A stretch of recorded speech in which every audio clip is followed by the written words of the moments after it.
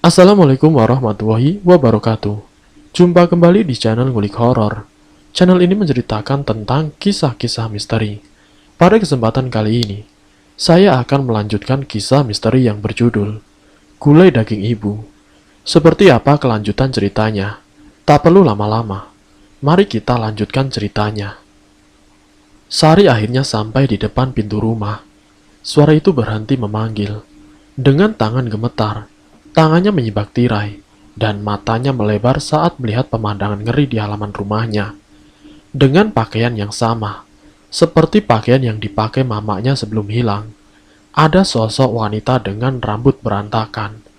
Kepalanya teleng hampir terlepas, dengan darah yang mengucur di antara leher serta urat, dan hanya sebagian tulang putih yang tampak. Sosok itu adalah Mama. Tolong, tolong Mama, nak. Suara sosok itu terdengar lirih, seraya melambai ke arah Sari yang masih dia mematung di balik jendela yang tersibak tirainya. Tangan Sari berkeringat, dan tubuhnya gemetar hebat.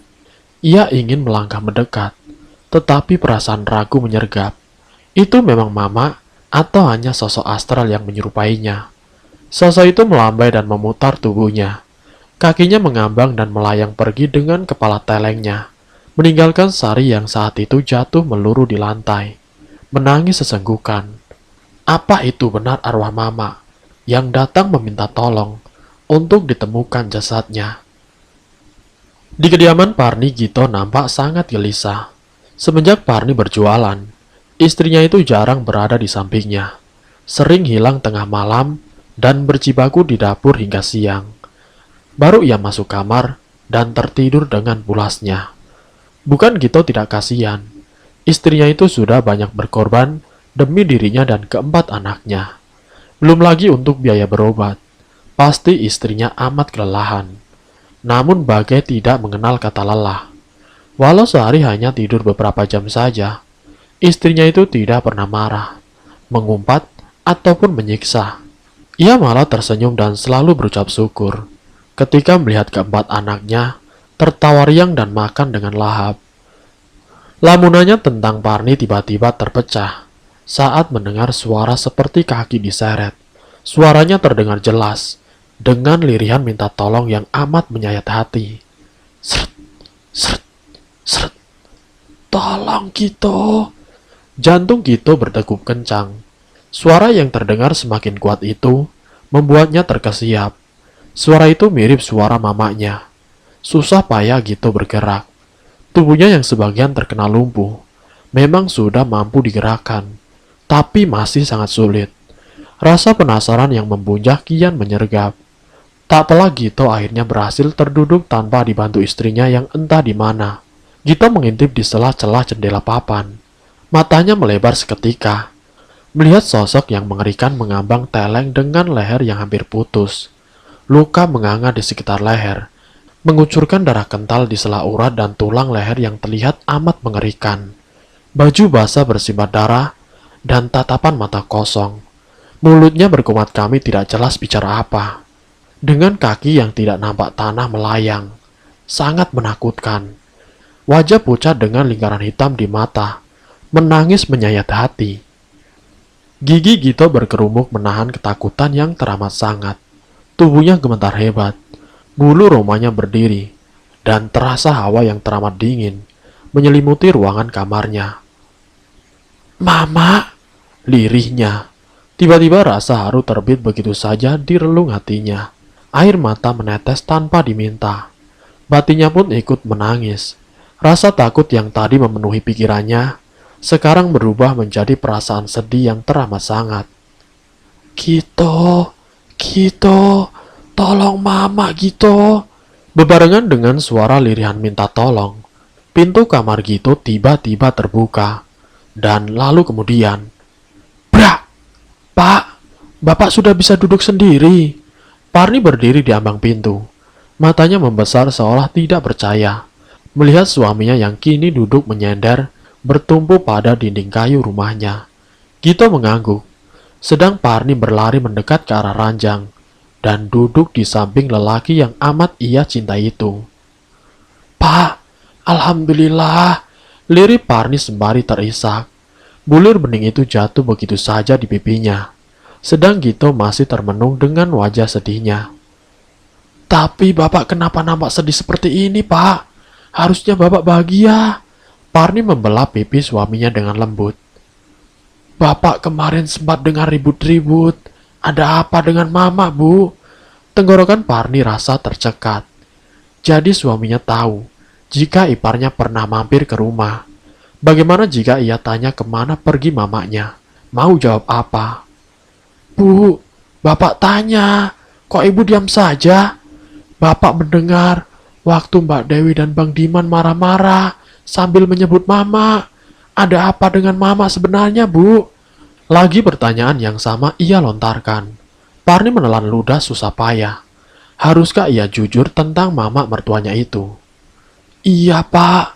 Mereka menuduh ibu berbuat jahat dengan mama. Karena setelah keluar dari rumah, mama hilang dan belum pulang hingga sekarang. Kabar itu pun ibu dapat dari pelanggan gula yang rumahnya dekat dengan mama. Pelanggan ibu tahu kalau ibu ini menantunya. Parni menjelaskan. Bu, jadi bagaimana kabar mama sekarang, Bu? Gito menatap penuh harap pada Parni. Tapi Parni hanya menggeleng pelan. Ibu tidak tahu, Pak. Semenjak kejadian itu, tidak ada satupun yang berani datang ke sini. Tapi Bapak harus percaya, ibu tidak mungkin berbuat jahat pada mertua sendiri. Parni menyentuh punggung tangan Gito. Gito terdiam.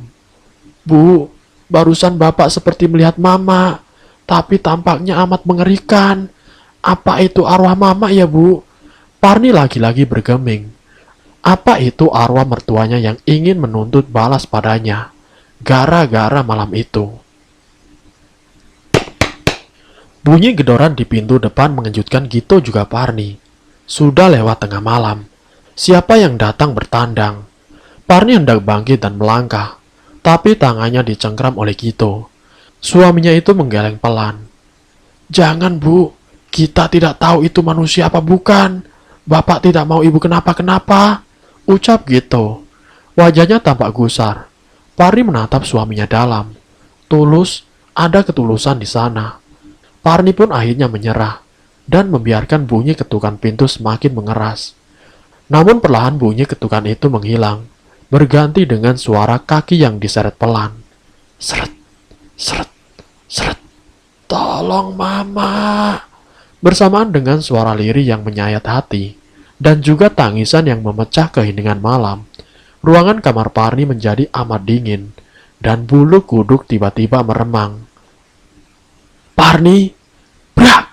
Jendela kamar Parni tiba-tiba terbuka lebar, hingga sosok yang memanggil itu nampak jelas mengawang di luar kamar, mata dengan lingkaran hitam, dan tangan yang melambai memanggil.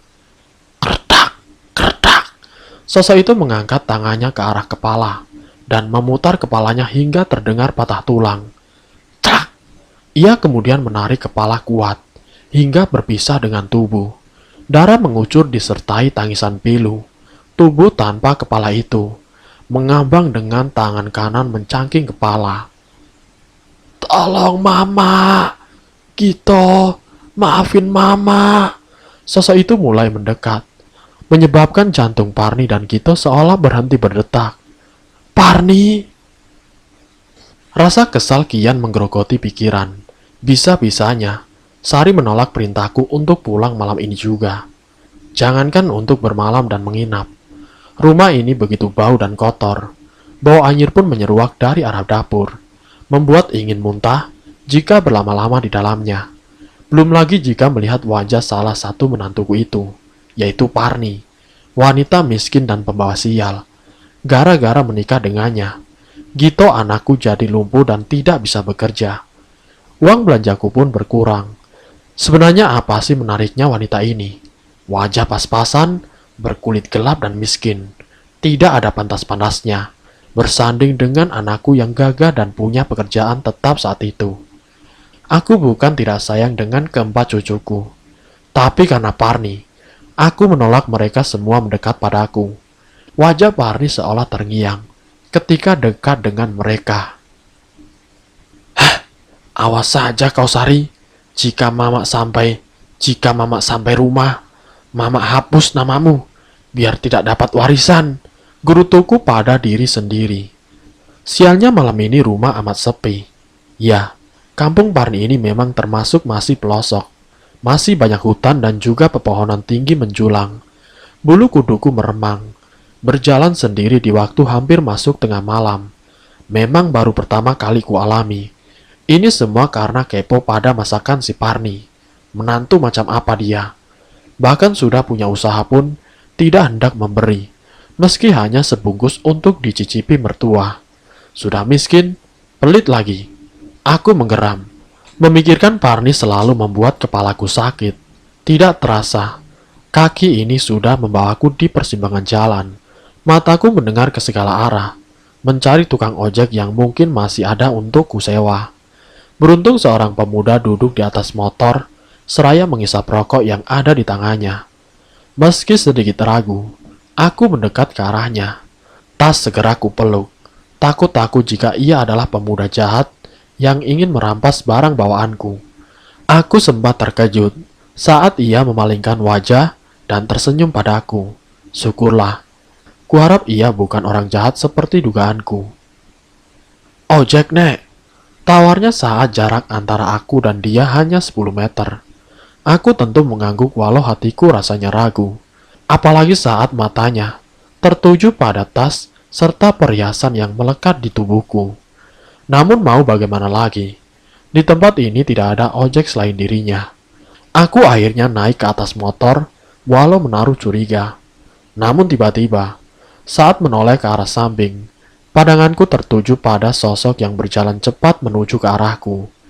Di bawah pendar lampu penerangan jalan dan keremangan sekitar, sekelebat sosok melambaikan ke arahku, dengan membawa karung di belakang, dan juga parang panjang. Aku terpaku sejenak, dan tubuhku bergetar, melihat sosok yang semakin nampak jelas bergerak mendekat. "Pak Parni!" Wajah Parni menjadi amat menakutkan. Dengan parang yang mengayun di tangan kanannya, ia seperti memanggil namaku, sembari sesekali mengacungkan benda tajam yang dia bawanya. Apa ia berniat membunuhku? "Cepat, Bang! Pergi dari sini! Ada yang mengikuti saya!" Pintaku sembari menepuk kuat bahu si tukang ojek. Ia sempat menoleh.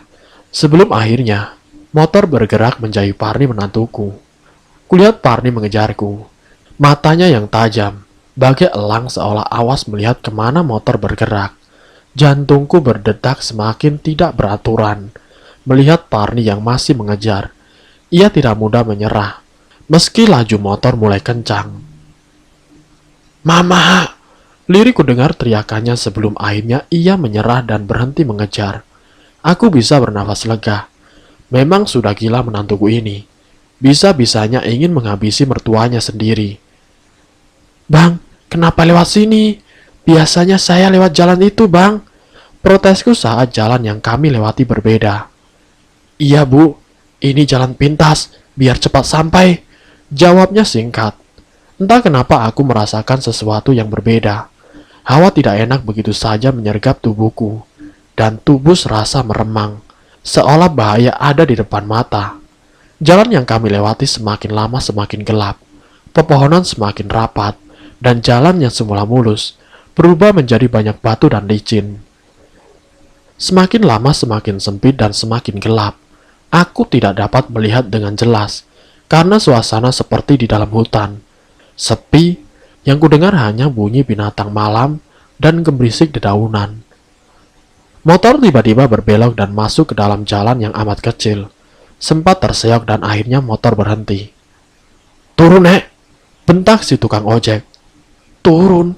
Kenapa aku diturunkan di tempat seperti ini, Bang? Kenapa turun, Bang? Saya belum sampai rumah." Tolakku kepada tukang ojek. "Jangan banyak tanya. Turun sekarang juga."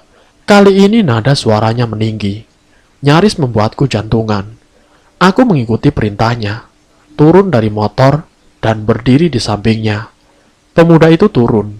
Ia menatapku tajam. Sorot matanya seolah ingin menerkam. "Sini, berikan semua perhiasan dan uangmu. Kalau kau tidak ingin mati saat ini juga." Ancamnya kemudian. Aku terperangah mendengar ucapannya. Dia mengancamku, ingin semua perhiasan dan uangku. Enak saja, aku tidak mau. Bertepatan dengan suara yang keluar dari mulutku, aku memutar tubuh dan berlari secepat yang aku mampu. Meski tubuh renta ini begitu sulit melangkah, dan kaki seolah tidak menapak, tapi aku tidak ingin menyerah. Ia tidak boleh sampai mendapat uang dan perhiasan kesayanganku. Woi, sialan kau nenek! Kudengar suara langkah kaki di belakangku. Tentu saja sepertinya pemuda itu masih mengejarku. Tolong, tolong! Teriakku di sela nafas yang satu-satu. Begitu sesak hingga sulit untuk bernafas. Brak! Sial bagiku. Tubuhku limbung dan terjerembab di tanah berdebu.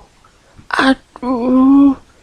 Rintikku saat kurasakan dengkulku ngilu dan perih di lenganku. Hahaha, orang tua sepertimu bermain-main denganku. Suara itu, aku berbalik dan mendapati pemuda itu melangkah mendekat. Ia mengambil sesuatu di balik bajunya. Benda tajam dan mengkilat terkena pendar cahaya bulan, membuatku bergidik ngeri, dan aku berusaha menjauh meski harus menyeret kakiku. Serahkan barang berhargamu, nenek, bentaknya kemudian. Matanya menyorot kian tajam, dan memainkan benda tajam itu di genggaman tangannya. Cerak! Secepat kilat benda tajam ini melesat mengenai tanganku. Darah mengucur deras, sedang tubuh tuaku dipijak-pijak tanpa ampun. Aduh! Setelah puas menyiksa, pemuda itu mengambil semua perhiasan di tubuhku. Aku tidak mampu melawan. Dalam keadaan getir seperti ini, wajah Parni tiba-tiba hadir. Mungkinkah tadi Parni sebenarnya berniat untuk menolongku? Kembalikan barang-barangku, ucapku dengan sisa tenaga yang masih tersisa, meski sakit di perut dan seluruh tubuhku. Kau akan segera menjadi bangkai. Untuk mempercepat ajalmu, aku akan menggorokmu terlebih dahulu. Pemuda itu mendekat.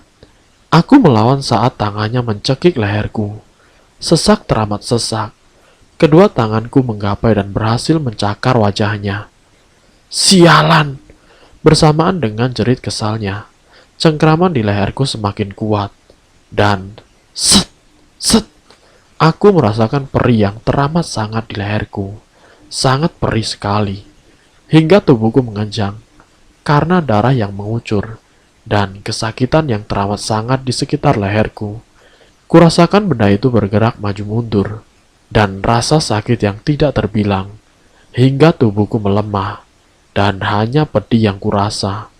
Hingga tubuh ini sudah tidak kurasa, dan kegelapan menjemput jiwaku di dalam kesunyian. Lelaki bertubuh kurus itu meninggalkan mayat Halimah begitu saja, tanpa rasa belas kasihan. Hutan yang menjadi perbatasan antara kampung tempat Parni dan kampung lainnya, itu sengaja ia pilih, karena selain sepi, tidak ada rumah di sekitarnya. Hanya jalan kecil yang menjadi akses warga sekitar, mengambil kayu untuk masak, dan juga mengambil air dari danau di dalam hutan. Pemuda itu segera menstarter motornya, dan tanpa rasa takut melaju begitu saja, membelah kegelapan malam, tanpa peduli dengan mayat Halimah yang kini bersimbah darah, dengan kondisi mengenaskan. Setiap malam warga Rawasari mendengar suara tangisan, seperti orang minta tolong. Tapi ketika beberapa orang mengecek, suara itu bagai ditiup angin, hilang timbul dan tidak ada wujudnya. Ya, sudah 2 hari berturut-turut, warga risau perihal suara tangis yang menyayat hati. Meski mereka tinggal berbatasan dengan hutan, ini adalah kali pertama kali kejadian ganjil ini terjadi. Namun di hari ketiga, beberapa orang melihat penampakan menyeramkan. Saat tidak sengaja mereka berburu babi dan rusa di dalam hutan. Ya, hutan di sana masih banyak babi juga rusa. Masih asri dan belum banyak tangan jahil manusia. Dan juga perusahaan yang suka membabat hutan. Melihat perempuan tua dengan kepala hampir putus, bukan cuma di hutan. Beberapa orang melihatnya di jalan lewat tengah malam. Memang tidak mengganggu. Ia cuma tegak seraya melambaikan tangan, seolah meminta tolong pada orang sekitar. Berkat musyawarah perangkat desa, para warga akhirnya setuju mencari tahu penyebab adanya penampakan mengerikan beberapa malam yang meresahkan. Benar saja, saat memasuki hutan, bau bangkai mulai terasa, dan akhirnya menemukan mayat seorang wanita yang sudah mulai mengembung, dan beberapa tubuhnya digerogoti belatung. Kulit membiru dengan leher yang putus. Darah mengering yang membuat warna bergidik ngeri. Saat kejadian itu hanya tas yang mereka temukan, dan penemuan mayat itu membuat geger kampung Rawasari. Jalan yang menjadi akses dari kampung Parni dan juga kampung Rawasari mendadak menjadi ramai dan dijelajahi banyak orang. Ya, akhirnya mayat wanita yang diketahui bernama Halimah itu dibawa ke rumah sakit untuk diotopsi. Dugaan sebagai korban perampokan dan begal menjadi warga sekitar bertambah resah, karena bisa jadi mereka adalah korban berikutnya. Sari, Diman, dan Dewi akhirnya memberanikan diri datang ke rumah Parni. Setelah mendapat kabar jika mama yang mereka cari sudah ditemukan, meski dengan keadaan yang mengenaskan. Aku tidak yakin Parni mau menerima kita dengan baik, apalagi dengan kejadian tempo hari. Sembari menyetir, Diman menghela nafasnya. Jujur ia masih trauma dengan tragedi kala itu, di mana untuk pertama kalinya ia melihat Parni yang sabar dan juga lemah lembut itu marah. Apalagi amarahnya beserta ancaman, yang membuat Diman selalu terbayang wajah mengerikan Parni. Bang Gito harus tahu keadaan mama sekarang. Kita harus ke sana. Bagaimanapun ada Bang Gito, dan Bang Gito adalah anak mama juga. Bang Gito harus tahu keadaan mama sekarang. Sari di sela isaknya ikut berkomentar. Dewi yang mengalami trauma pada Parni hanya bisa terdiam. Semenjak hari itu, tidak ada sedikit pun keberanian dalam benak Dewi. Bahkan untuk menyebut nama Parni saja, rasanya lidahnya menjadi keluh. Mobil pun akhirnya menepi di gubuk Parni. Mereka bertiga tertegun tatkala melihat Parni. Baru saja selesai mengemasi barang-barang jualannya, menyadari ada kendaraan yang masuk di halamannya. Parni yang saat itu sedang bergerak dengan cekatan, seketika berhenti dan perlahan mengalihkan pandangannya pada mobil hitam yang mesinnya masih menyala. 3 orang di dalam mobil menatap mata Parni yang tajam dengan tubuh gemetar, persendian seolah lemas seketika. Tap! Parni mengentak gelas plastik dan menekan tubuhnya. Ia melangkah tegap, mendekati mobil yang ia tahu itu milik kakak iparnya. Bang, itu Parni bang, itu Parni mau ke sini. Cepat matikan mobilnya, perintah Sari tergagap. Ia benar-benar takut melihat sorot mata Parni yang sangat menyeramkan. Diman serta-merta mematikan mesin mobilnya dan membuka pintu mobil. Ia kemudian turun, disusul Sari kemudian. Sedangkan Dewi memilih tinggal. Parni, kami, ujar Diman terbata. Mau apa lagi kalian kemari? Mau menuduhku berbuat jahat pada mama? Sorot mata Parni semakin tajam. Sari dan Diman menelan Salifah susah payah. Berhadapan dengan Parni serasa berhadapan dengan malaikat maut. Bukan gitu, Par. Kami mau bertemu dengan Gito. Mau mengajaknya ke rumah sakit. Mama ditemukan tewas di hutan dengan luka golok. Kami mau melihat keadaan Mama. Tapi sebelum itu, kami ingin memberitahu Gito. Papar Diman. Parni tidak bergeming. Ia hanya menghela nafas dalam, tanpa menyahut sedikit pun. Sudah kuduga, desis Parni pelan. Diman dan Sari saling berpandangan. Apa maksud ucapan dari Parni ini? Maksud Mbak Parni apa? Tanya Sari memberanikan diri. Lagi-lagi Parni tidak menjawab. Ia malah memutar tubuh dan melangkah menuju rumahnya. Ayo bang, ajak Sari. Diman yang sebelumnya enggan, akhirnya mengangguk dan mengikuti Sari yang berjalan terlebih dahulu. Meski rasa debaran di dada kian mengencang, Sari tetap masuk ke rumah Parni. Wanita yang tanpa ekspresi itu membuka pintu kamar dan membantu suaminya melangkah keluar. Sari, Bang Diman, Ada apa? Wajah Gito berubah gusar saat melihat kedatangan dua saudara kandung yang amat jarang bertandang, bahkan saat ia merasakan kelaparan. Bang, Sari yang semula berusaha tegar, tidak mampu menahan rasa perih di dalam dadanya. Ia menubruk tubuh abangnya dan menangis histeris di pelukan Gito. Ada apa, Sari? Gito mengurai pelukan dan menatap dalam mata adiknya yang basah. Duk! Satu tepukan Gito rasakan di bahunya.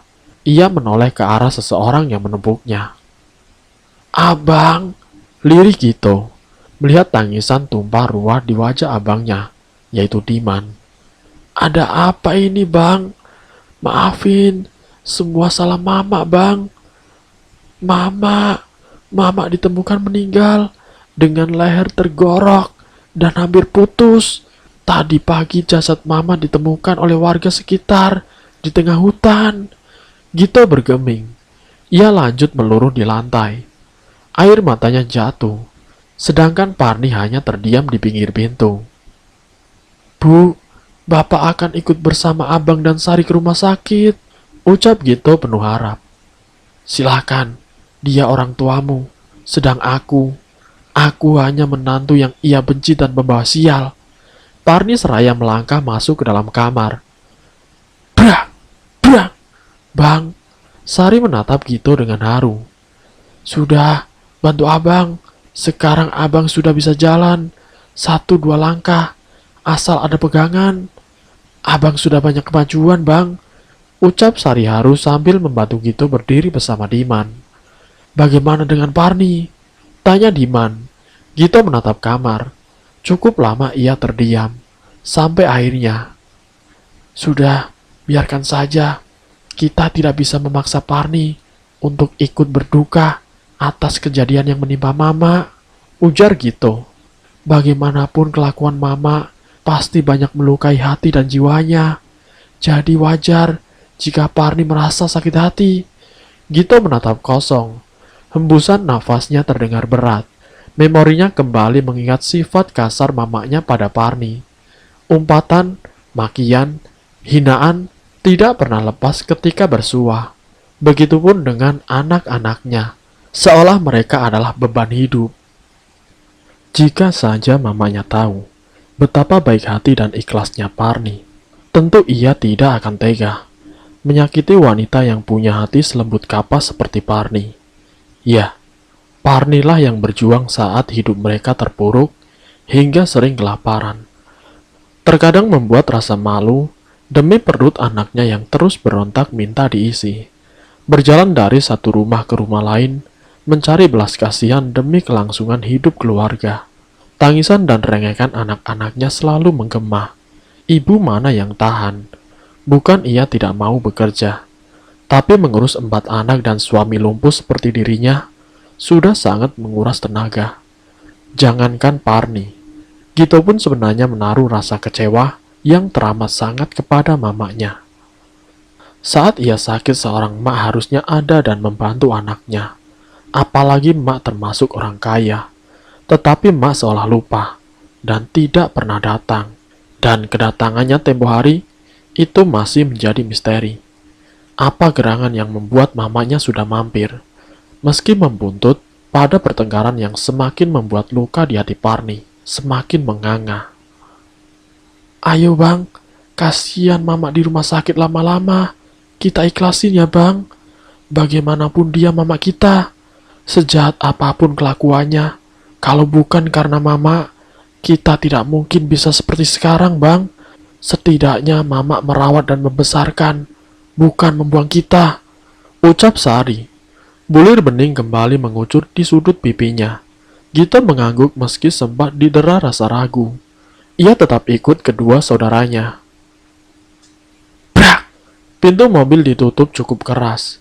Dewi masih membisu. Ia seolah enggan untuk mengucap sepatah kata pun. Suasana di dalam mobil mendadak hening. Semua terlarut dalam pikiran masing-masing. Hanya suara isakan Sari yang menemani perjalanan mereka menuju rumah sakit. Sari satu-satunya orang yang paling merasa bersalah saat ini. Jika saja malam itu ia mau menuruti permintaan emak, Tentu saja mamanya saat ini masih ada di sampingnya. Kini rasa sepi begitu menyelusup batinnya. Kangen yang tidak terkira pada orang yang selama 9 bulan lebih berbagi tubuh dengannya. Biarpun cerewet, mata duitan, kasar, suka seenaknya sendiri. Akan tetapi mama adalah orang yang selalu ada untuknya. Menjadi tempat curhat, memberi kehangatan, memastikan ia tidak kelaparan. Ya, sejahat apapun mamanya di mata orang lain, tetap saja itu orang tuanya. Seorang yang selalu ada untuknya. Perjalanan dari rumah Gito menuju rumah sakit membutuhkan waktu hampir 1 jam. Itu karena tempat di mana Gito tinggal termasuk pelosok, dikelilingi hutan dan juga kebun sawit di beberapa tempat. Sesampainya di rumah sakit, mereka pun langsung berhadapan dengan petugas kepolisian dan membawa ketiga kakak beradik itu ke ruang mayat. Dewi laki-laki wanita angku itu enggan dan tetap berada di mobil tanpa banyak berucap. Beberapa malam ini ia selalu dihantui makhluk-makhluk mengerikan. Selain arwah mengerikan mamanya, tangisan bayi selalu ia dengar dari luar kamar. Terkadang suara tawa anak-anak juga ia dengar. Menjelang suara azan subuh menggema. Suaranya yang bukan berasal dari anak-anaknya. Karena saat ia memeriksa, mereka sedang tertidur pulas. Belum lagi beberapa malam diteror arwah mertua yang menangis meminta tolong.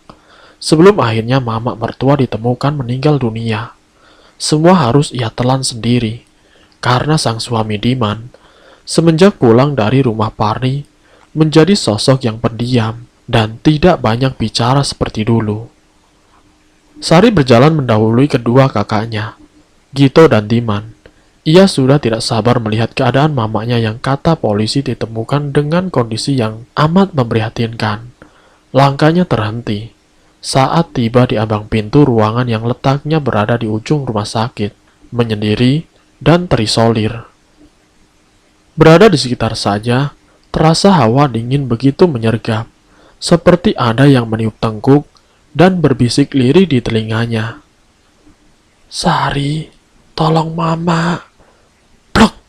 Jantung Sari rasanya berhenti seketika saat sebuah tepukan mendarat pelan di bajunya, membuat ia terjingkat dan langsung menoleh ke belakang.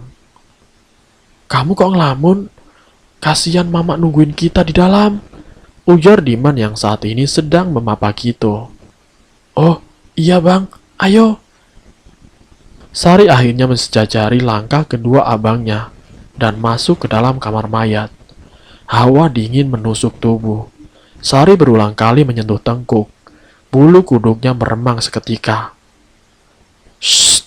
Sari bergeming sesaat. Sekelebat bayangan putih dengan rambut panjang seperti melintas dan tertangkap ekor matanya. Jantungnya berdebar kencang. Tangannya tanpa sadar mencengkram lengan Gito, hingga abangnya itu menoleh seketika. "Apa, Sar?" Sari tidak menjawab pertanyaan Gito. Ia malah mengedarkan pandangannya ke seluruh sudut ruangan. Tidak ada apapun selain jajaran mayat yang ditutupi kain putih. "Ayo, kita lihat jenazah Bu Halimah. Beliau dimasukkan ke sana," tunjuk Pak Polisi pada lemari besi yang jaraknya sekitar 5 meter darinya. Dengan kaki gemetar, Sari, Diman, dan Gito mengikuti langkah Pak Polisi menuju lemari besi. Dan bersambung. Seperti apa kelanjutan ceritanya? Nanti saya akan lanjutkan ke bagian yang berikutnya. Tentunya dengan cerita yang lebih menegangkan lagi. Jadi untuk kalian, tetap stay di channel ini. Wassalamualaikum warahmatullahi wabarakatuh.